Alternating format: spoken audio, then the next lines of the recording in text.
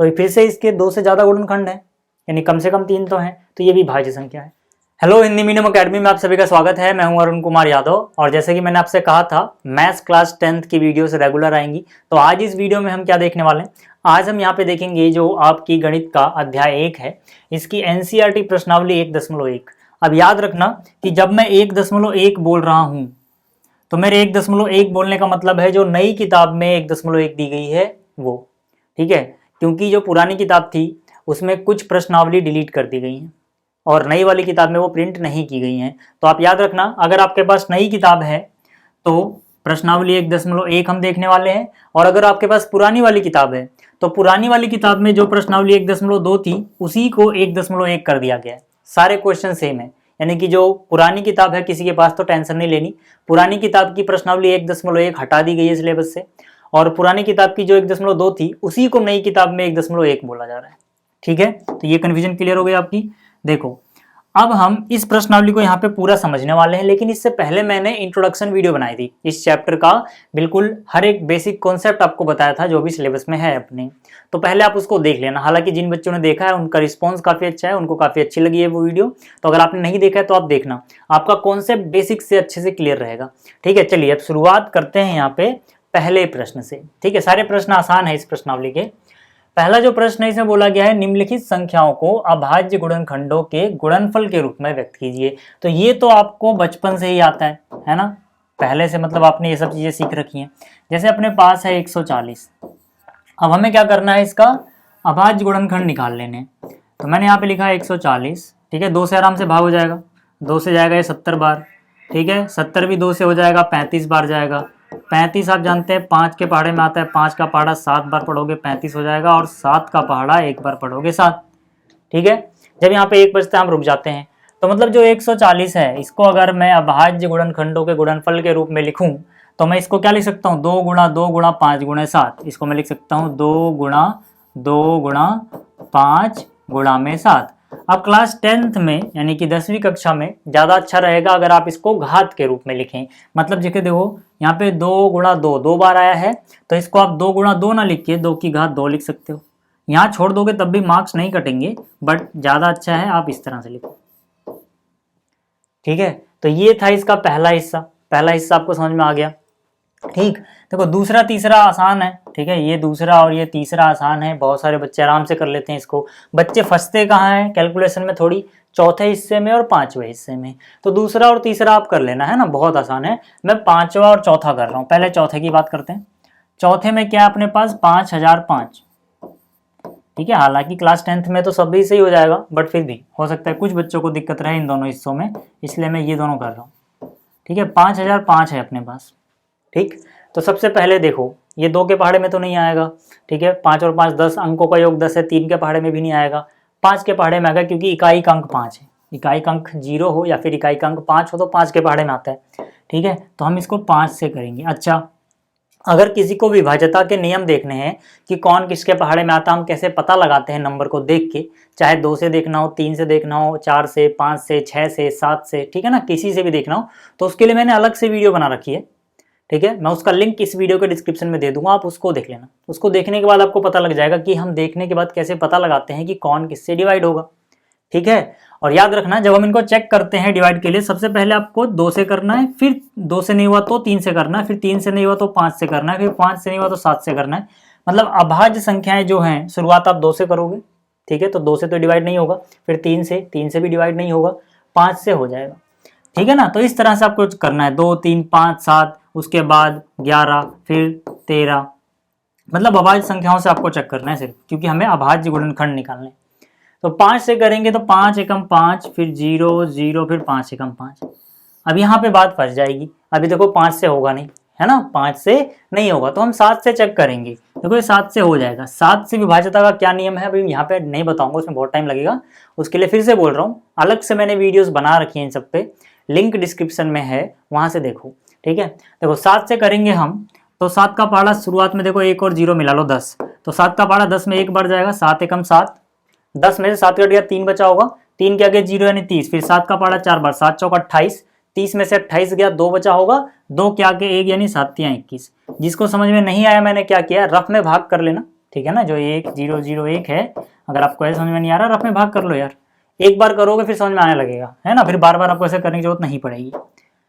अच्छा, अब यहाँ पे आ गया, देखो ये 11 से भाग हो जाएगा, ये 11 से भाग हो जाएगा। 11 में हम क्या देखते हैं, शुरू का अंक और आखिरी का अंक, देखो 1 और 3 जोड़ दो 4, 4 में से 4 घटाओ 0, ठीक है।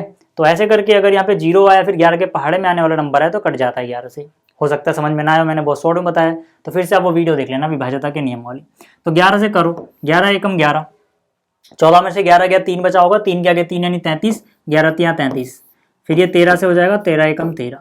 तो मतलब क्या है कि ये हो जाएगा 5 गुणा में 7 गुणा में 11 गुणा में 13, खत्म, ठीक है, ये आ गया अपने पास, ठीक।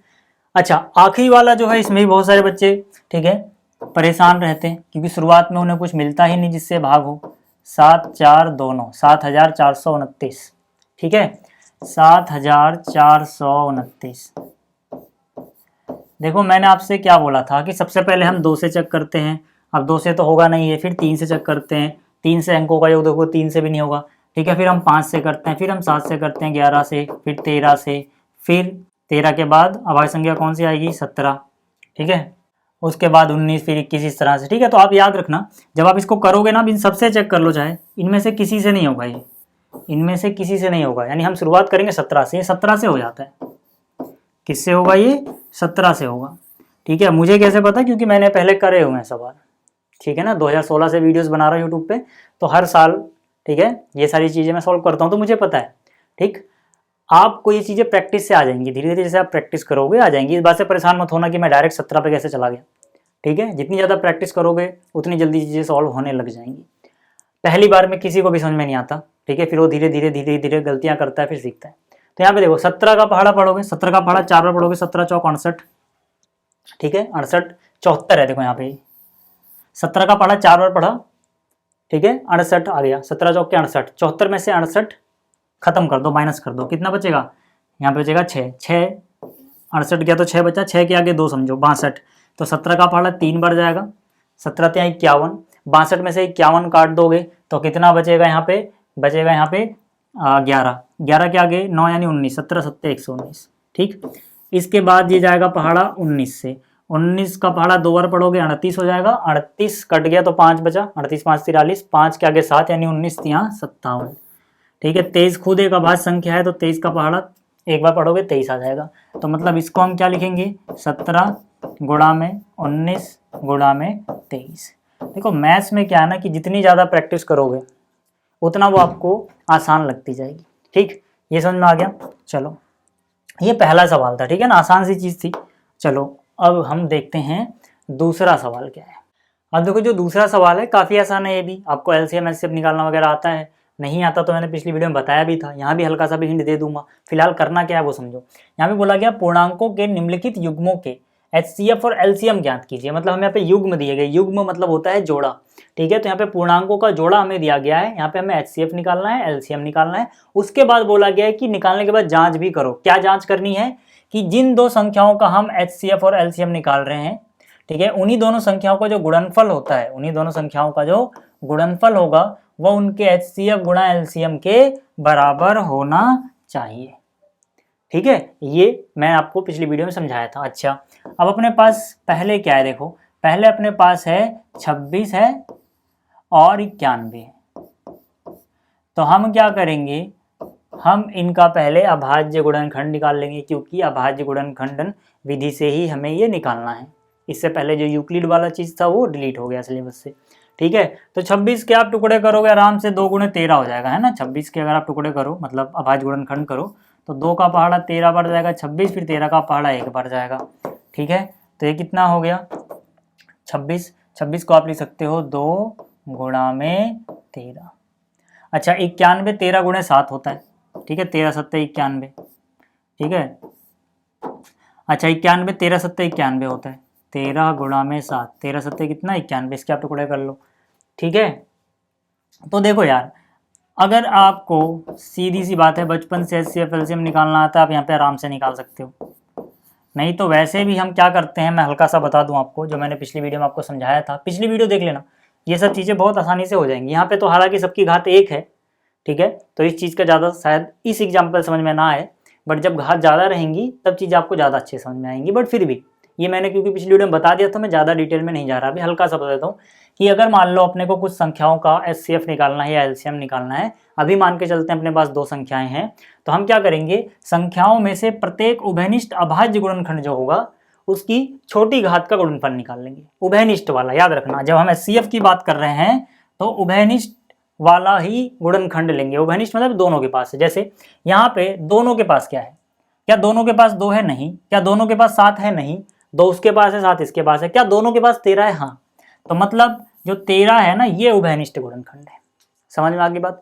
अब जो उभयनिष्ठ अभाज्य गुणनखंड है, इसकी सबसे छोटी घात लोगे। जैसे मान लो यहाँ पे तो घात 1 है, यहाँ भी घात 1 है, दोनों की घात बराबर है तो वही ले लो यार, 13 की घात 1। ठीक है, अब दोनों घात बराबर है तो हम क्या कर सकते हैं, 13 की घात 1 ही लेना पड़ेगा।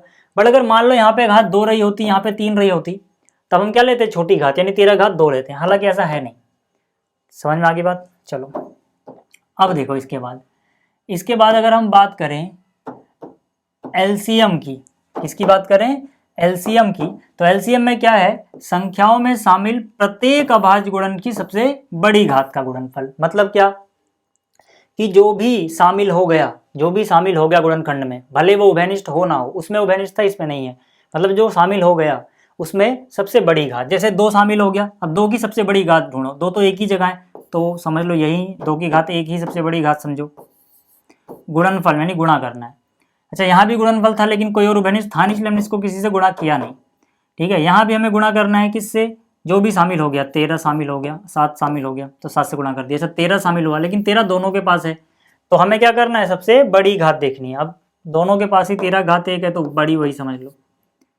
ठीक है, तो कितना हो जाएगा, ठीक है, 7 दूनी 14 गुणा में 13 कितना हो जाएगा, 14 गुणा 13 करोगे 182 है ना। 14 दिया 42 का 2 हासिल 4, 14 कम 14 4 18, 182। ठीक है, हालांकि अभी ये चीज़ आपको समझ में आएगी जब दूसरा क्वेश्चन करूंगा, फिलहाल इतना समझो, ये समझ में आ गया। अच्छा, अभी हमें जांच करने की बात कर रहे हैं। जांच करने में क्या कह रहे हैं, जांच करने में कह रहे हैं कि दोनों संख्याओं का जो गुणनफल होता है वही उनके HCF और LCM के बराबर होना चाहिए। इसी चीज़ को मैंने आपको पिछली वीडियो से ऐसे समझाया था कि मान लो अगर अपने पास 2 संख्याएं हैं A B, ठीक है, इनका HCF और इनका LCM गुणा करे तो ये दोनों संख्याएं A और B के गुणनफल के बराबर होगा, है ना, एक ही बात है, चाहे वैसे समझो चाहे ऐसे।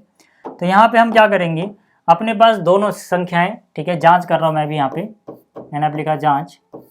ठीक है, अपने पास दोनों संख्याएं कौन कौन सी हैं, 26 और 91।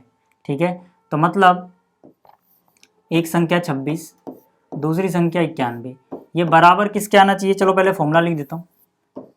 मान लो पहली संख्या A है, दूसरी संख्या B है, तो A और B का गुणनफल किसके बराबर होना चाहिए, इनके HCF और इनके LCM के गुणनफल के बराबर। तो पहली संख्या जो A थी वो अपने पास 26 है, दूसरी संख्या 91 है।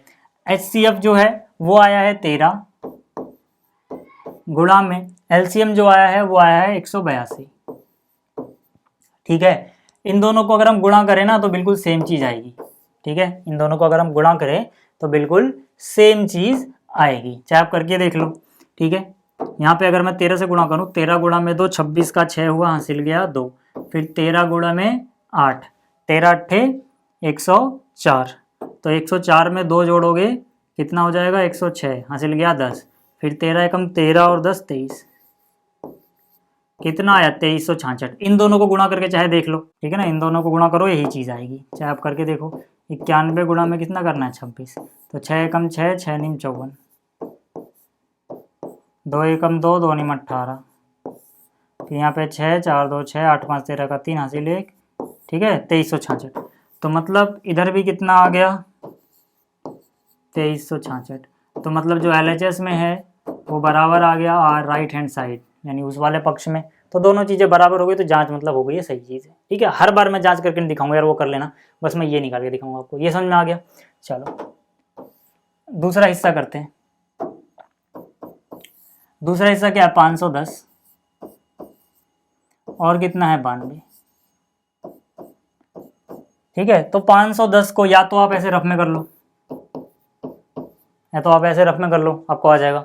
ठीक है, नहीं तो याद देखो 510 को करना सिंपल है। 510 को हम 51 गुणा 10 लिख सकते हैं, 51 गुणा 10। 10 क्या होता है, 10 होता है 2 गुणा में 5, 10 क्या होता है 2 गुणा में 5 और 51 क्या होता है यार? 17 तिया 51। ऐसे ही टुकड़े कर लो, क्यों इतना दिमाग लगाना? 17 तिया 51 पढ़ा तो आपको होता है नहीं, 3 गुणे 17। यहाँ पे लिख दिया 3 गुणे 17। मैंने छोटे नंबर पहले लिखे हैं, बड़े नंबर बाद में लिखे हैं, जरूर नहीं ऐसा करना, कोई भी आगे पीछे लिख सकते हो, ठीक है? नहीं तो आप ऐसे रफ में कर लेना। ऐसे ही ये 23 चौक के 92 होता है, ठीक है ना? तो 4 गुणा में 23, लेकिन 4 जो है अभाज्य संख्या तो नहीं है, तो 4 को वापिस से 2 गुणा 2 लिखोगे। अब 2 गुणा 2 लिखो या 2 की घात 2 लिख दो, एक ही बात है, ठीक है? क्योंकि हम यहाँ पे घात में करने वाले हैं। आप टुकड़े कर लेना अगर आपको ऐसे डायरेक्ट समझ में नहीं आया है तो। HCF और LCM फिर से आप देखो, अब आपको ये चीज़ समझ में आ जाएगी जो इन्होंने लिखी हुई है यहाँ पे, ठीक है ना? NCERT में भी आपके ये इस एग्जाम्पल से ज़्यादा क्लियर रहेगा, क्योंकि यहाँ पे घात एक से ज़्यादा भी दिख रही है अपने को। चलो अब देखो HCF में हम क्या देखते हैं? पहली बात तो HCF में हम देखते हैं जो चीज़ उभयनिष्ठ गुणनखंड होता है, जो उभयनिष्ठ अभाज्य गुणनखंड है उसी को देखेंगे और उसकी सबसे छोटी घातों का गुणनफल निकाल लेंगे जहाँ जहाँ होगा। जैसे उभयनिष्ठ कौन है? अब तो देखो यहाँ पे एक ही है, तो क्या गुणनफल निकालोगे? जैसे कोई और उभयनिष्ठ होता तो उसको इसमें गुणा करते, लेकिन यहाँ पे तो एक ही चीज़ दिख रही है जो उभयनिष्ठ है, 2 2 इसके पास भी है, 2 इसके पास भी है, तो यानी कि ये हम लिखेंगे, लेकिन कौन सी छोटी घात वाला? तो 2 की घात 1 छोटा है, 2 की घात 2 बड़ा, 2 की घात 1 छोटा। मान लो जैसे इसके पास 17 है और इसके पास भी 17 होता, मान लो 17 की 2 17 की 3, तब हम 17 भी उभयनिष्ठ मानते, और वहाँ पे 3 है, यहाँ पे 2 है, यानी 17 की घात 2 यहाँ पे लिखते, इसीलिए गुणनफल लिखा हुआ है। लेकिन अभी तक जो हम कर रहे हैं उसमें कहीं एक से ज़्यादा चीज़ें उभयनिष्ठ आ नहीं रही, इसलिए आपको गुणनफल दिख नहीं रहा, तो उससे कन्फ्यूज मत होना, ठीक है? LCM की बात अगर हम करें तो LCM में हम क्या करते हैं? जो भी गुणनखंड शामिल हो गया, जो भी गुणनखंड शामिल हो गया, चाहे वो उभयनिष्ठ हो या ना हो, अगर वो शामिल हो गया तो अभाज्य गुणनखंड जो शामिल हुआ उसकी बड़ी घात का गुणनफल निकाल दो, ठीक है? कौन कौन शामिल हुआ है? पहले तो देखो दोनों में 2 आ रहा है, तो 2 की बड़ी घात कौन? 2 की घात 2। LCM में हम बड़ी घात देखते हैं। अच्छा, और कौन शामिल हुआ? 3 शामिल हो गया, 3 तो एक ही जगह है, खैर तो वही बड़ा मान लो। 5 शामिल हो गया, 17 शामिल हो गया और 23 शामिल हो गया। जगह नहीं है तो इसको इधर करते हैं, गुणा में कौन शामिल हो गया? 23, ठीक है? तो इन सबको गुणा करोगे तो कितना आ जाएगा? 23,460, ठीक है? जांच आप खुद कर लेना, ठीक है? तो अब बात करते हैं इसके तीसरे हिस्से की। आप याद रखना जो इसका तीसरा हिस्सा है उससे आपको ये चीज़ ज़्यादा अच्छे से क्लियर होगी, ठीक है ना? तीसरे हिस्से को देखो, आपको ये चीज़ समझ में आ जाएगी कि क्या मतलब है इसका। जो यहाँ पे तीसरा हिस्सा है इसमें अपने पास क्या है? 336 है और कितना है? 54 है, ठीक है? तो पहले तो आप इनका अभाज्य गुणनखंड निकाल लो। 336 का अगर हम निकालेंगे तो पहले 2 से भाग हो जाएगा, 2 एकम 2, 2 छिक 12, 2 अट्ठे 16, फिर ये 2 अट्ठे 16, 2 चौक 8, फिर 2 से करोगे 42, 42 का आधा 21, यानी 2 से करोगे 21, 21 3 से हो जाएगा, 3 सत्ते 21, फिर 7 एकम 7, तो मतलब देखो 2 कितनी बार है? 1 2 3 4, यानी ये हो जाएगा 2 की घात 4 गुणा में 3 गुणा 7, 3 गुणा में 7। ये हिस्सा आप देखो, आपको ये हिस्सा बिल्कुल क्लियर कर देगा कि क्या कॉन्सेप्ट है ये। 54 की बात करें तो 54 तो 27 दूनी 54 होता है, यानी कि 2 गुणा में 27, 27 होता है 3 की घात 3, है ना? 27 दूनी 54 होता है, 3 की घात 3 27 हो गया, 27 दूनी 54। अब देखो, अब ये हिस्सा आपको बिल्कुल क्लियर कर देगा HCF और LCM। घात में अगर हमें नंबर दिए गए हो तो हम कैसे निकालते हैं? क्या बोला मैंने? HCM में हम छोटी घात देखते हैं। देखो इसका ट्रिक भी मैंने बताया था। HCF में H का मतलब होता है हाईएस्ट, यानी सबसे बड़ा, तो सबसे बड़ा का उल्टा कर दो छोटा, यानी कि HCF में छोटी घात देखते हैं, और LCM में L मतलब होता है लीस्ट, सबसे छोटा, तो छोटे में बड़ी घात देखते हैं, उल्टा है नाम के हिसाब से घात जब हम देख रहे होते हैं। तो ये ट्रिक मैंने आपको याद रखने के लिए बताया था इंट्रोडक्शन वीडियो में भी। तो हम क्या करेंगे HCF के लिए हम क्या देखेंगे कि भाई जो उभयनिष्ठ है उसमें सबसे छोटी घात वाला चुनो और गुणनफल निकाल दो। तो उभयनिष्ठ क्या क्या है देखो, यहाँ पर 2 इसके पास है, 2 इसके पास भी है, 3 भी है, 3 भी है, यानी कि 2 और 3 दोनों ही उभयनिष्ठ है इस बार, ठीक है ना? लेकिन जो उभयनिष्ठ गुणनखंड है 2 और 3, उसकी छोटी घात का गुणनफल, तो 2 में छोटी घात कौन है? 2 की घात 4 उधर, 2 की घात 1, तो छोटा कौन हुआ? 2 की घात 1। 3 में छोटी घात कौन है? यहाँ पे 3 की घात 3, 3 की घात 1, यानी कि 3 की घात 1। अब आपको क्लियर हो गया होगा कि मैं क्या कह रहा था, ठीक है? यानी जो दोनों में है, जो दोनों में उभयनिष्ठ है, उसमें छोटी वाली घात लिख दो, दोनों में उभयनिष्ठ है छोटी वाली घात लिख दो और उसका गुणनफल निकाल लो, गुणा कर दो, 2 3 6, ठीक है? और एलसीएम में क्या करते हैं हम, जो भी शामिल हो गया प्रत्येक की जो बड़ी घात है, शामिल हुआ 2, 2 में बड़ी घात कौन है, 2 की घात 4, शामिल हो गया 3, 3 में सबसे बड़ी घात क्या है, 3 की घात 3, 7 हो गया, 7 की घात 1 ही है तो बस उसको लिखना पड़ेगा, 2 की घात 4 कितना 16, 3 की घात 3 कितना 27 और 7 की घात तो खैर 1 ही है। तो यहाँ से अगर हम इनको गुणा कर लें तो 7 7 49 का 9 हासिल गया 4, 7 दूनी 14 और 4 18, इसको किससे गुणा कर लेना है, 16 से गुणा कर लो, 16 का पढ़ा 9 बार पढ़ोगे 144 का 4 हासिल गया 14, 16 8 128 और 14 42, 142 का 2 हासिल गया 14, 16 कम 16 और 14 करोगे तो 30, ठीक है 3024 आ जाएगा। ठीक है, जांच आप खुद कर लेना। अगला हिस्सा क्या है, अभाज्य गुणनखंडन विधि द्वारा निम्नलिखित पूर्णांकों के एचसीएफ और एलसीएम ज्ञात कीजिए। फिर से वही करना है अपने आप को, ठीक है अपने को। पहला हिस्सा क्या है इसका, पहला हिस्सा है 12 है अपने पास, 15 है अपने पास और 21 है अपने पास, ठीक है भाई। तो पहले तो अभाज्य गुणनखंड निकाल लो। 12 को क्या ले सकते हो, 2 दूनी 4 तियां 12, ठीक है आप लिख सकते हो 2 दूनी 4 तियां 12। अगर आपको ऐसे नहीं समझ में आया आप ऐसे करके देख लेना, ठीक है। अब यहाँ पे जो 2 गुणा 2 लिखा है, ठीक है, इसकी जगह में 2 की घात 2 लिख दे रहा हूँ। अच्छा 15 को आप क्या लिखोगे, 3 गुणे 5 15, 15 को आप लिख सकते हो 3 गुणे 5 15। 21 को आप क्या लिख सकते हो, 3 गुणे 7 21, ठीक है। अगर हम बात करें पहले एचसीएफ की, तो एचसीएफ में हम क्या देखते हैं, जो उभयनिष्ठ गुणनखंड है, ठीक है ना, यानी कि जो सबके पास है और उसमें फिर छोटी घात। तो उभयनिष्ठ मतलब सबके पास क्या, देखो सबके पास तो 3 है भाई, अगर 3 है तो तीनों के पास होना चाहिए वो, तो 3 उभयनिष्ठ हो गया। उभयनिष्ठ में हम सबसे छोटी घात वाली चीज लेते हैं, तो सबकी घात 1 ही है तो समझ लो वही छोटा हो गया, यानी कि 3 ही आएगा। अच्छा एलसीएम में हम क्या देखते हैं, एलसीएम में देखते हैं कि भाई जो भी इन्वॉल्व हो गया, जो भी शामिल हो गया, चाहे वो उभयनिष्ठ हो या ना हो, उन सबको गुणा कर दो बड़ी वाले घात का लेके, ठीक है ना। तो बड़ी वाली घात जैसे 2 शामिल हो गया तो 2 की घात 2 ही समझो बड़ा है क्योंकि यहीं पे है। 3 की घात सबसे बड़ी क्या नजर आ रही है, 3 की घात 1 ही समझ लो बड़ा है। 5 तो 1 ही जगह है तो वही समझ लो बड़ा है, और 7 1 ही जगह है, ठीक है। तो कितना हो गया, 2 की घात 2 4, 4 तियां 12, 12 पंजे 60, 60 को किससे गुणा करना है, 7 से, 6 7 42 यानी 420 आ गया, ठीक है। तो ये हो गया एचसीएफ, ये हो गया एलसीएम, पहला हिस्सा हो गया। दूसरा जो हिस्सा है, ठीक है, इसमें देखो क्या है, 17 23 17 23 और 29, ठीक है। तो ये तीनों ही अभाज्य संख्याएं हैं, तो इनका गुणनफल किस में लिखोगे, अभाज्य हैं ये, ठीक है। अब जब सारी अभाज्य संख्याएं हो तो उनका एचसीएफ कितना होता है, 1, क्योंकि कुछ भी आपको एक जैसा मिलेगा ही नहीं। और उनका एलसीएम कितना होता है, उन्हीं का गुणनफल, उन्हीं का गुणनफल अगर सारी अभाज्य संख्याएं हो तो। बहुत सारे लोग कहेंगे 17 को हम 1 गुणा 17 भी लिख सकते हैं, 23 को हम 1 गुणा 23 भी लिख सकते हैं और 29 को हम 1 गुणा 29 भी लिख सकते हैं, बिल्कुल लिख सकते हैं। बट अगर आप ऐसे लिखते हो तो एक चीज गड़बड़ हो जाती है यहाँ पे। क्या गड़बड़ होती है, यहाँ पे अभाज्य गुणनखंडन विधि है, एक कोई अभाज्य संख्या नहीं होता, एक अभाज्य संख्या नहीं होता। तो अगर आप ऐसे गुणनखंड कर रहे हो तो 17 तो अभाज्य है, एक अभाज्य है ही नहीं, यानी जो गुणनखंड कर रहे हैं वो अभाज्य गुणनखंड नहीं कर रहे। तो आप ऐसे ना ही लिखो तो ही ठीक है, जहां तक मेरा मानना है, ठीक है। क्योंकि टीचर ये सोच सकता है कि मैंने तो अभाज्य गुणनखंड बोला था, एक तो अभाज्य संख्या नहीं है। तो आप सिंपल सा रूल याद रखो, अगर सारी अभाज्य ही दे दी जाए तो ये खुद ही गुणनखंड है, इसके अलावा और कुछ नहीं होगा जो अभाज्य में मिले। एक सबका गुणनखंड है लेकिन एक अभाज्य नहीं होता है, इसलिए आप इसे गुणा में मत लिखो तो ज्यादा सही है। हाँ एचसीएफ जो आएगा अभाज्य के केस में वो 1 आता है, क्योंकि 1 के पहाड़े में सब आएंगे।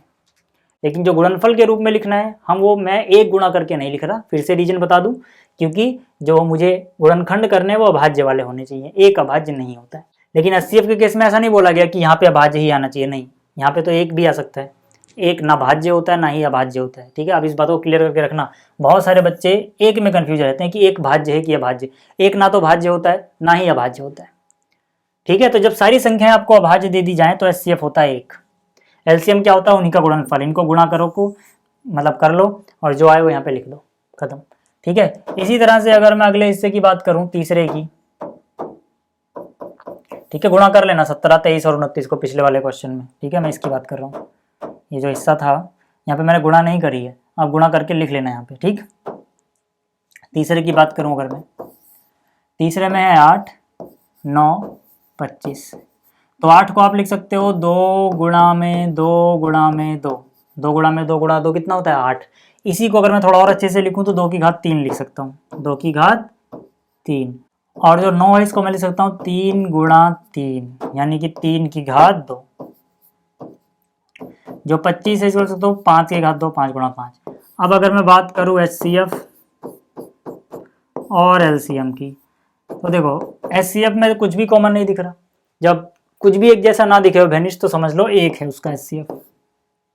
LCM की बात करें तो हम क्या देखेंगे, चाहे कॉमन हो चाहे ना हो, जो भी शामिल हो गया सबसे बड़ी घात का गुणनफल। 2 शामिल हुआ, 2 की घात सबसे बड़ी क्या नजर आ रही है, एक ही जगह है तो वही नजर आएगा।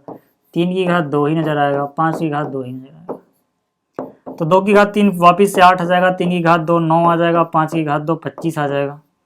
25 को 8 से गुणा करना आसान होता है, 25 अट्ठे 200, 200 का पहाड़ा 9 बार पढ़ोगे, 2 नीम 18 यानी 1800। ये हो गया, ठीक है भाई। चलो तो अब देखो जो ये सवाल है इसमें क्या बोला गया है कि इन दोनों संख्याओं का HCF है 9। ये लिखने का तरीका होता है, HCF कितना है 9, लेकिन जो ब्रैकेट में लिखा है ये बताता है किसका HCF, ठीक है। तो जो HCF है इन दोनों का वो है 9, और जो LCM होगा इन दोनों का वो हमें ज्ञात करना है, ऐसा बोला गया है, ठीक है। तो मैं इतना लंबा चौड़ा नहीं लिख रहा, ठीक है। चलो लिख देता हूँ। हम क्या बोलेंगे, सीधी सीधी बात है कि जो HCF होगा इन्हीं दोनों संख्याओं का, किसका किसका, 306 का और 657 का, इसको अगर हम गुणा करें LCM से, किसके LCM से, इन्हीं दोनों के, 306 और 657। तो पता है किसके बराबर आना चाहिए, अभी हमने सीखा था कि HCF और LCM को गुणा करके जो आता है वही उन दोनों संख्याओं को गुणा करके आता है, यानी कि यही आना चाहिए जो 306 और 657 को गुणा करके आएगा, ठीक है। अब हमें इसमें से किसका मान पता है, हमें HCF पता है। ये देखो HCF कितना पता है 9, तो जो HCF है इन दोनों का वो 9 है, तो इन दोनों के बराबर 9 दिया था तो इनकी जगह मैं 9 लिख सकता हूँ। गुणा में LCM मुझे निकालना था इन्हीं दोनों का, ठीक है, LCM मुझे निकालना था, ठीक है भाई। 306 गुणा में 657। अगला जो स्टेप होगा उसमें क्या होगा, 9 भाग में चला जाएगा, सीधा लिख दूं, इतना तो आप समझते हो यार। ये 9 कहाँ चला जाएगा, भाग में, 9 भाग में जाएगा तो 9 एकम 9, 9 सत्ते 63, कितना बच गया 2 और 7 यानी 9 तियाँ 27, कितना आया 306 गुणा में 73। आपको क्या करना है, 306 को किससे गुणा कर लेना है, 73 से। 3 छक 18, 3 तियाँ 9, 7 छिक 42, 0 है तो यहाँ जाएगा 7 तियाँ 21, ये हो जाएगा 8, 3 9 4 13 का 3 हासिल 1, यानी कि 2 2 3 3 8, ठीक है। कितना हो जाएगा 2 2 3 3 8, ठीक है। ये भी आपको समझ में आ गया होगा, चौथा प्रश्न। अच्छा अब पांचवे की बात करते हैं। पांचवा जो सवाल है इसमें बोला गया, जांच कीजिए कि क्या प्राकृत संख्या n के लिए 6 की घात n अंक 0 पर समाप्त हो सकती है। याद करो इंट्रोडक्शन वीडियो, बहुत ही कमाल की वीडियो है वो, ठीक है। यहाँ पे आपको उसका थंबनेल भी नजर आ रहा होगा। इसमें मैंने आपको इस तरह के प्रश्न कैसे सोल्व करते हैं बिल्कुल अच्छे से क्लियर किया था, हर एक बेसिक कॉन्सेप्ट बताया था। क्या मतलब होता है इस प्रश्न का वो समझ लो। यहाँ पे कह रहा है कि अगर आपके पास 6 की घात n हो, ठीक है, यहाँ पे क्या बोल रहा है, अगर आपके पास 6 की घात n हो तो क्या कभी ये 0 पे समाप्त होगी, अगर n जो है वो एक प्राकृत संख्या है। प्राकृत संख्याएं आप जानते हैं जो 1 2 3 ऐसे करते हुए अनंत तक चले जाओ, ये प्राकृत संख्याएं हैं। तो कह रहा है n की जगह पे कोई भी प्राकृत संख्या रख दे अगर 6 की घात में, तो क्या कभी ये 0 पे समाप्त होगी। 0 पे समाप्त में होने का मतलब है कि क्या कभी इकाई के अंक पे 0 आएगा। कहने का मतलब है जैसे 6 की घात n है, n की जगह 1 रख के देखो, 6 की घात 1, क्या इकाई पे 0 आया, नहीं। 6 की घात 2 रख के देखो, क्योंकि जितनी भी प्राकृत संख्या है किसी एक के लिए भी अगर सही हो जाए तो ठीक है, ये बोला है इन्होंने, ठीक है। 6 की घात 2 देखे तो 36, अभी भी 0 नहीं आया इकाई पे। 6 की घात 3 बोले 216, अभी भी नहीं आया। ऐसे आप आगे चेक करो, तो आप जिंदगी भर ऐसे चेक करने नहीं बैठे रहोगे, है ना। तो आपके पास कोई तरीका होना चाहिए जिससे हम एक बार में विजुलाइज कर पाए सबको कि होगा या नहीं होगा, हाँ या ना, बात खत्म, ठीक है। तो उसके लिए मैंने आपको क्या बताया था, याद करो। उसके लिए मैंने आपको बताया था कि भाई सबसे पहले तो आपको ये पता होना चाहिए कि जो भी अपने पास यहाँ पर है, ठीक है, आधार में, जैसे 6 की घात n है तो आधार में क्या आ गया 6, इसके अगर हम अभाज्य गुणनखंड करें तो वहां पे मुझे 2 और 5 अगर दोनों मिलते हैं, कम से कम एक बार 2, कम से कम एक बार 5, अगर दोनों मिलते हैं तभी ये 0 पे समाप्त होगी। अगर 2 और 5 में से या तो दोनों ही ना हो या फिर कोई एक ना हो तो ये 0 पे समाप्त नहीं होगी। तो यार अब देखो 6 के अगर आप टुकड़े करते हो तो 6 को क्या लिखते हो, 2 गुणा 3। समझ में आ गई बात। तो यहाँ पे 6 हो जाएगा 2 गुणा में 3 और घात क्या लगा दो, घात n है तो n लगा दो। अब इसके पास 2 तो है लेकिन इसके पास 5 की कमी है। अच्छा 2 और 5 ही क्यों चाहिए होता है, क्योंकि एक बार 2 एक बार 5 होगा तो एक बार 10 बन जाएगा। उसके अलावा कुछ भी हो आलतू फालतू उसको 10 से गुणा करोगे लास्ट में 0 आएगा ही, इसीलिए एक बार 2 और एक बार 5 चाहिए होता है। तो इसके पास 2 तो मिला लेकिन 5 मिला ही नहीं। अब अगर 5 मिसिंग है तो मतलब ये 0 पे समाप्त नहीं होगी। आप n की जगह कुछ भी रख दो।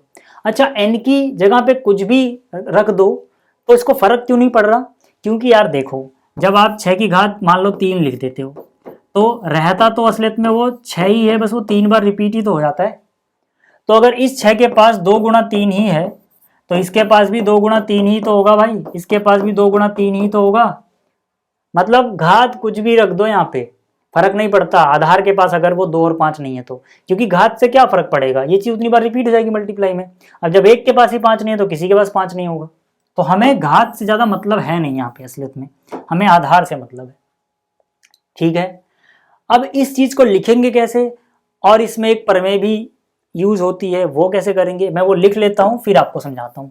ठीक है ना, क्योंकि लिखने में टाइम लगेगा, यहाँ पे कहानी है तो पहले मैं लिख लेता हूँ। पहले देखो 6 की घात n को मैं लिख दिया 2 गुणा में 3 की घात n। अब हम क्या बोलेंगे, ये कभी भी 0 पे समाप्त नहीं होगी। पहले मैं समझा दूं आपको, हम बोलेंगे ये कभी भी 0 पे समाप्त नहीं होगी, क्योंकि किसी भी संख्या को 0 पे समाप्त होने के लिए उसके अभाज्य गुणनखंड में कम से कम एक बार 2 और कम से कम एक बार 5 होना चाहिए। यहाँ पर 2 तो है लेकिन 5 नहीं है। ठीक है, पहले मैं इतना लिख लूँ फिर बताऊंगा प्रमेय कैसे यूज होगी इसमें।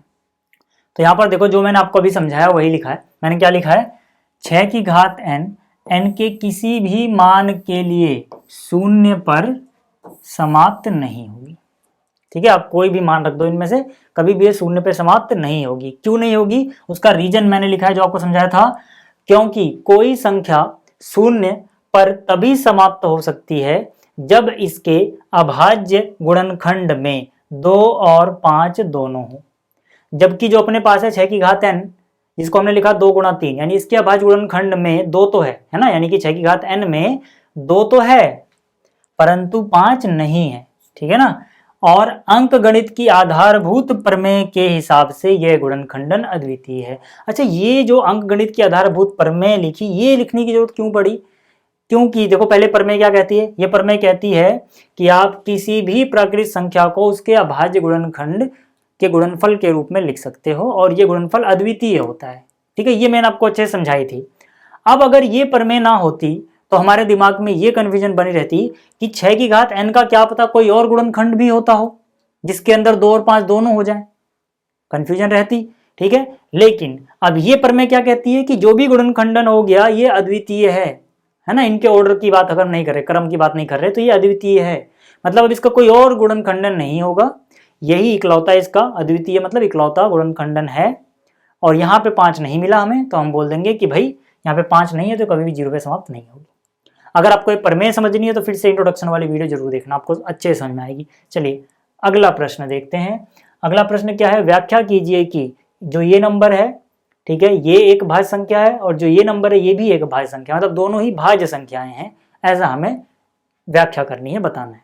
तो यहाँ पर देखो पहले की बात करते हैं। पहले अपने पास क्या है, 7 गुणा में 11 गुणा में 13 प्लस में 13। अभी इसकी बात कर रहा हूँ मैं पहले। ठीक है, इसकी 2 नंबर है, ये एक अलग नंबर है वो एक अलग नंबर है। अच्छा पहले आप ये समझो कि यहाँ पे बोला गया है अभाज्य संख्या, हाँ भाज्य संख्या। ठीक है, यहाँ पे क्या बोला गया है, भाज्य संख्या। भाज्य संख्याएं क्या होती हैं, जिनके कम से कम 3 गुणनखंड हो। याद रखना, भाज्य संख्याओं की सिंपल सी डेफिनेशन है, सिंपल सी परिभाषा है कि जिनके कम से कम 3 गुणनखंड हो, या फिर आप ऐसे भी कह सकते हो 2 से ज्यादा गुणनखंड हो। और अगर अभाज्य की बात करें, अभाज्य किसे कहते हैं, जिनके एग्जैक्टली 2 गुणनखंड हो, एग्जैक्टली 2, ना 2 से कम ना 2 से ज्यादा। ठीक है। जैसे अभाज्य में आता है 2, 3, 5, 7, इनके एग्जैक्टली दो गुणनखंड होते हैं। जैसे 2 1 के पहाड़े में आएगा, 2 2 के पहाड़े में आएगा, 3 1 के पहाड़े में आएगा, 3 3 के पहाड़े में आएगा, 5 1 के पहाड़े में आएगा, 5 5 के पहाड़े में आएगा, ऐसी 7। मतलब इन सभी के एग्जैक्टली दो गुणनखंड है, ना 2 से कम ना 2 से ज़्यादा। लेकिन भाज्य की अगर मैं बात करूँ तो पहली भाज्य संख्या कौन है? 4। 4 1 के पहाड़े में भी आएगा, 2 के पहाड़े में भी आएगा और 4 के पहाड़े में आएगा, है ना। 2 से ज़्यादा गुणनखंड होगा, यानी कम से कम 3, तो 4 भाज्य संख्या है। इसी तरह से 6 की बात करूँ, 6 1 के पहाड़े में आएगा, 2 के पहाड़े में आएगा, 3 के पहाड़े में आएगा और 6 के पहाड़े में आएगा। तो फिर से इसके 2 से ज़्यादा गुणनखंड है, यानी कम से कम 3 तो हैं, तो ये भी भाज्य संख्या है। ठीक है। एक ना तो भाज्य होता है ना अभाज्य होता है, क्योंकि एक का एक ही गुणनखंड है। एक ही गुणनखंड है मतलब दो गुणनखंड नहीं हुए, तो भाज्य अभाज्य भी नहीं है ना, अभाज्य भी नहीं है। जब 2 ही नहीं हुए तो 2 से ज़्यादा कहाँ से होंगे, यानी कि वो भाज्य भी नहीं है। तो आप याद रखना, ये तो हो गया भाज्य भाज्य का लफड़ा। ठीक है। अब हमें क्या सिद्ध करना है कि ये जो संख्या है, संख्या मतलब जब आप इसको इसमें गुणा कर लोगे, 13 जोड़ दोगे तो एक संख्या मिलेगी कि नहीं। इन सबको गुणा करो, 13 जोड़, हालांकि करना नहीं है, समझा रहा हूँ कि इनको अगर हम गुणा करें और उसमें 13 जोड़ दे तो हमें एक संख्या मिलेगी ना। तो मतलब उसी संख्या को तोड़ के ऐसे लिखा हुआ है। अब हमें दिखाना है कि ये जो चीज़ है ये भाज्य है। ये क्या है? भाज्य। भाज्य मतलब इसके 2 से ज़्यादा गुणनखंड है, यानी कम से कम 3 तो हैं। उससे भी ज़्यादा हो तो हमें कोई दिक्कत नहीं, हमें कम से कम 3 ढूंढने हैं। तो ऐसा सवाल हम कैसे करते हैं वो समझ लो। ऐसे में जब भी आपके सिलेबस में जो क्वेश्चन है वो कुछ इस तरह के होंगे कि यहाँ पे कुछ गुणा में लिखा रहेगा, फिर प्लस में कुछ लिखा रहेगा। जो गुणा होगा और जो प्लस में होगा उसमें कोई चीज़ एक जैसी होगी। जैसे यहाँ पे 13 है, अगले सवाल में देख सकते हो प्लस के बाद 5 है, तो प्लस के पहले जो गुणा है उसमें कहीं ना कहीं 5 होगा। तो एक हिस्सा समझ जाओगे, दूसरा भी समझ जाओगे। तो जो चीज़ एक जैसी है ना, प्लस के दोनों तरफ, उसी को कॉमन ले लो। तो मैंने 13 को कॉमन लिया, यहाँ से 13 हटा दो, क्या बचेगा? 7 गुणे 11 प्लस यहाँ से 13 पूरा कॉमन ले लिया तो 13 एक बचेगा। यहाँ पे 13 एकम 13 कॉमन लेते हैं तो क्या करते हैं हम? 13 को किससे गुणा करेंगे? 13 आ जाए 1 से। ठीक है। अब देखो ये हो गया 13, 11 से 77 और 1 78। अब जरा समझो यहाँ से क्या पता लगता है। इसको हमें पूरा गुणा नहीं करना है, इसके आगे यहीं छोड़ दो। क्या पता लगा कि अपने पास कोई संख्या रही होगी जिन्होंने ऐसे टुकड़े करके लिख रखा है। अब उसी के बराबर हमने क्या लिख दिया? 13 गुणे 78। अब अगर मैं संख्या को 13 गुणे 78 लिख रहा हूं तो इसका मतलब है 13 का पहाड़ा 78 बार पढ़ने पे वो संख्या आती है, यानी 13 भी उसका एक गुणनखंड होगा। 78 का पहाड़ा 13 बार पढ़ने पे भी वो संख्या आती है, यानी 78 का भी वो गुणनखंड होगा। और एक के पहाड़े में भी वो संख्या आ रही होगी, नहीं एक भी इसका गुणनखंड हो गया। संख्या के पहाड़े में खुद भी संख्या आती होगी, तो जाहिर सी बात है इसके 2 से ज्यादा गुणनखंड तो हमें मिल रहे हैं। अच्छा, ये पहाड़े में कैसे आएगा समझ लो। जैसे अगर आप 15 को 3 गुणा 5 लिखते हो तो इसका यही तो मतलब होता है कि 3 का पहाड़ा 5 बार पढ़ने में 15 आता है, यानी 3 के पहाड़े में 15 आ रहा है तो 3 गुणनखंड होगा। 5 का पहाड़ा 3 बार पढ़ने पे 15 आता है, यानी कि 5 15 का गुणनखंड होगा, यही तो मतलब है। अब 15 खुद का भी एक गुणनखंड है, 15 एक भी इसका गुणनखंड है। तो मतलब एक और जो संख्या थी उसके अलावा कुछ और मिल रहा है, तो पक्की बात है इसके 2 से ज्यादा गुणनखंड हो जाएंगे ना। तो हम क्या बोलेंगे? हम बोलेंगे यहां पर 13 व 78 संख्या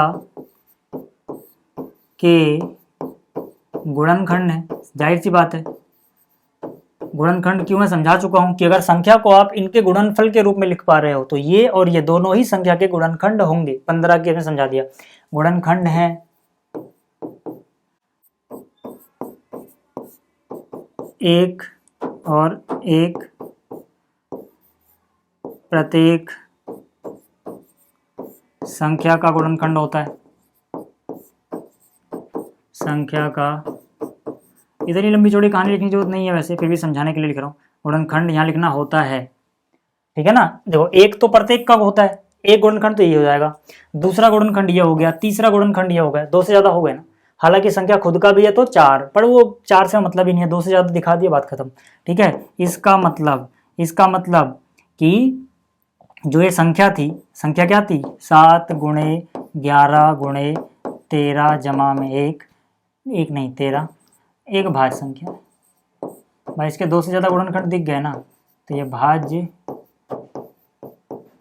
संख्या है। ठीक है, ये समझ में आ गया। जैसे ये होगा ऐसे ही वो होगा यार, कर लेना। ठीक है, आसान है। चलो अगला क्या है, देखो अगला क्वेश्चन इंपॉर्टेंट है। अगला जो क्वेश्चन है इसमें बोला गया है किसी खेल के मैदान के चारों ओर एक वृत्ताकार पथ है। इस मैदान का एक चक्कर लगाने में सोनिया को 18 मिनट लगते हैं, जबकि इसी मैदान का एक चक्कर लगाने में रवि को 12 मिनट लगते हैं। मान लीजिए वो दोनों एक ही स्थान और एक ही समय पर चलना प्रारंभ करके एक ही दिशा में चलते हैं, कितने समय बाद वे पुनः प्रारंभिक स्थान पर मिलेंगे। ठीक है, तो यार ध्यान से देखो, मतलब कोई वृत्ताकार रास्ता है, पथ है, जिसपे दो लोग हैं, रवि और सोनिया। दोनों मान लो यहाँ से चालू करते हैं और समझो वो इस तरफ दौड़ते हैं, एक ही डायरेक्शन में दोनों। ठीक है, यानी कि रवि भी इधर ही जा रहा है, सोनिया भी इधर ही जा रही है।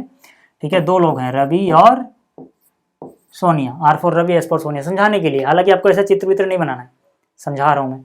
ठीक है, तो यहाँ पे वो पुनः कब मिलेंगे, पुनः मतलब जस्ट अगली बार। अगर वो चक्कर लगाते रहे पूरे दिन तो कई बार मिलेंगे, लेकिन इससे जस्ट अगली बार कब मिलेंगे, यानी सबसे कम समय में कब मिलेंगे। ठीक है, तो हम क्या बोलेंगे, हम यहाँ लिखेंगे उनके पुनः मिलने का समय। अभी मैं समझाऊंगा कि मैं ये क्यों निकाला, पुनः मिलने का समय। आपको एक एक चीज क्लियर आएगी, बस थोड़ा सा धैर्य रखो। ठीक है ना, पुनः मिलने का समय क्या होगा पता है इनके पुनः मिलने का समय, ये बराबर हो जाएगा एलसीएम। अब एलसीएम क्यों होगा भी समझाऊंगा।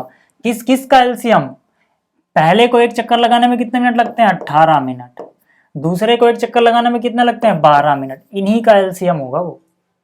समझ में आ रहा है, क्यों नहीं आ रहा समझा देता हूं। देखो मान लेते हैं रवि ने, ठीक है, पहले कौन था, सोनिया ने एक चक्कर लगाया, कितने मिनट लगे, 18। यानी कि 18 मिनट बाद सोनिया यहां से घूम के वापिस से यहीं पे खड़ी होगी। पहले मैं सोनिया की बात कर रहा हूं, ठीक। फिर सोनिया 18 और 18 36 मिनट बाद फिर से यहीं पे होगी। पहले चक्कर में सोनिया की बात हो रही है, पहले चक्कर में सोनिया घूम के आई, 18 मिनट लग गई, क्योंकि सोनिया को एक चक्कर लगाने में 18 मिनट लगते हैं। दूसरे के लिए फिर सोनिया घूम के आई, फिर से 18 हो रही है, 18 36 मिनट हो गया, 18 पहले में 18 दूसरे में। ठीक है, रवि की बात अगर हम करें तो रवि क्योंकि तेज है थोड़ा, रवि को सिर्फ 12 मिनट लगते हैं, जल्दी चक्कर लगा लेता है। तो रवि एक चक्कर लगाएगा, 12 मिनट हो जाएंगे। फिर रवि दूसरा चक्कर लगाएगा, 24 मिनट हो चुके होंगे। फिर रवि तीसरा चक्कर भी लगा देगा, तब तक 36 मिनट होंगे। जब तक 36 मिनट हुए होंगे, रवि तो 3 बार आ चुका होगा यहीं पे वापिस से, लेकिन सोनिया दूसरी बार आई होगी। यानी कि जब 36 मिनट हुआ तब रवि भी शुरुआत में है, सोनिया भी वहीं पे है, लेकिन रवि 3 चक्कर लगा के वहीं पे, सोनिया 2 चक्कर। तो जाहिर सी बात है कि 36 मिनट बाद वो दोनों यहीं पे आके मिलेंगे। भले ही एक ने ज्यादा चक्कर लगाए, एक ने कम, लेकिन यहीं पे मिलेंगे। ठीक है, अब आप देख लो यार, असलियत में हम 18 का पहाड़ा ही तो पढ़ रहे हैं, यहाँ पे 12 का पहाड़ा ही तो पढ़ रहे हैं। तो मतलब हम यहाँ पे पहाड़ा पढ़ रहे हैं, यानी कि क्या है, M4 मल्टीपल गुणज है, 18 का गुणज है, ये भी 12 का गुणज है। ठीक है, और दोनों में कॉमन है। ठीक है, यानी कि कॉमन मल्टीपल है, और सबसे पहली बार यानी सबसे छोटा, यानी कि एलसीएम है। समझ में आ गई बात।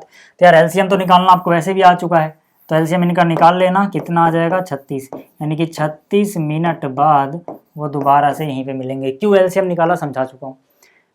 ठीक है ना, क्योंकि यहाँ पे 12 का पहाड़ा चलेगा, 12 बार 24, फिर 36, और एक बार 18 का पहाड़ा चलेगा। दोनों के पहाड़ में सबसे पहला नंबर जो आ रहा है वहीं पे वो मिल रहे हैं। ठीक है, तो ये हो गया। अब ये जो प्रश्नावली है कंप्लीट हो गई। उम्मीद करता हूँ आपको ये चीज़ें समझ में आई होंगी। मैं बहुत ही मेहनत कर रहा हूँ आप लोगों के लिए। तो यार आप भी क्या करो कि जो मैंने आपको पढ़ाया उसकी प्रैक्टिस करो। प्रैक्टिस नहीं करोगे तो मेरा पढ़ाना वेस्ट हो जाएगा। ठीक है, तो ये चीज़ें सब चीज़ें प्रैक्टिस करो। आपको जो अच्छा लगता है वो नोट्स बनाओ। ठीक है, एक्स्ट्रा क्वेश्चन ट्राई करो, डाउट्स में आप पूछ सकते हो कमेंट में क्वेश्चन। ठीक है, सब कुछ हम साथ मिलकर करेंगे, पूरे साल हम साथ रहेंगे। एग्जाम्स की तैयारी काफ़ी बेहतरीन तरीके से करेंगे, और हमारा मकसद सिर्फ एग्जाम को क्लियर करना नहीं होगा। ठीक है ना, आपको ये सब चीज़ें समझ में आनी चाहिए। ठीक है, एग्जाम तो बस एक हिस्सा है उस चीज़ का। चलिए ये हो गया, अब अगली वीडियो में मिलते हैं, जल्दी मिलेंगे अगली वीडियो में। इस वीडियो को देखने के लिए धन्यवाद।